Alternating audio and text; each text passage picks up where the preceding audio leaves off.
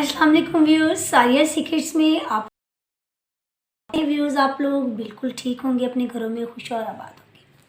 Viewers आज आपके लिए बहुत ही इंफॉर्मेशन से मुतालिक है।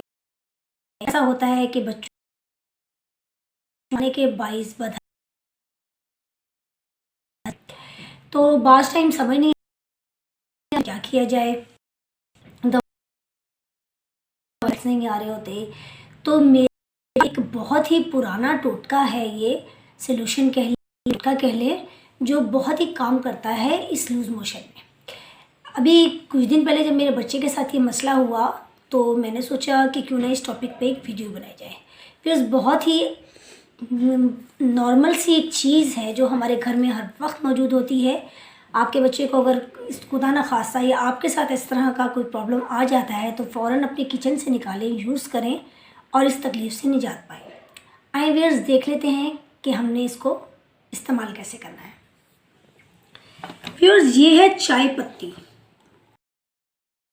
चाय पत्ती हर घर में मौजूद होती है, हर किचन में मौजूद होती है। हमारे किचन जो हैं अधूरे हैं इसके बिना।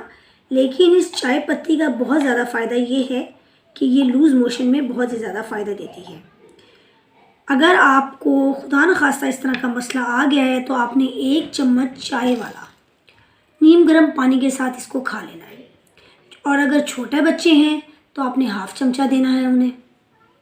इंशाल्लाह एक दफ़ा के इस्तेमाल से आपके पेट में अगर मरोड़ हो रही है, दर्द हो रहा है तो इसमें आपको आराम आ जाएगा।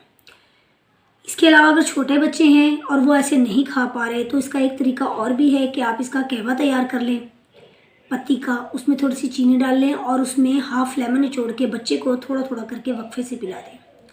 व्यूअर्स ये जो टोटका है ये आपने 2 घंटे के वक्फे से इस्तेमाल करना है, यानी कि हर 2 घंटे के बाद, जब तक आपकी कंडीशन बेहतर नहीं हो जाती। इसको यूज़ कीजिए और मुझे दुआओं में याद रखिए और कमेंट्स बॉक्स में कमेंट्स करके ज़रूर बताएं कि आपको इससे कितना फ़ायदा पहुंचा है।